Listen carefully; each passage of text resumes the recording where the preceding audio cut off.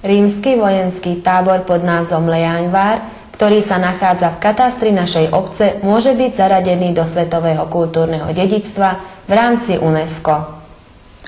A községünk területén található római kori erődítmény, az úgynevezett Leányvár, az UNESCO által meghirdetett világörökség részévé válhat. Rozhodli o tom poslanci Nitrianskeho samosprávneho kraja, ktorí jednohlasne podporili návrh na zaradenie tejto pamiatky.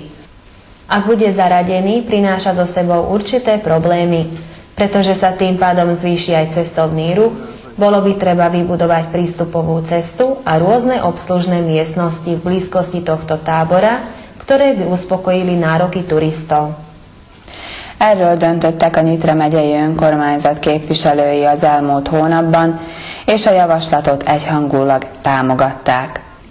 Ha az UNESCO ezt a javaslatot elfogadja, jelentősen fellendülhet az idegenforgalom, amely több problémát is okozhat, ugyanis ki kellene építeni az odavezető utat, és különböző létesítményeket kellene létrehozni a Castellum közelében, melyek kielégítenék a turisták igényeit.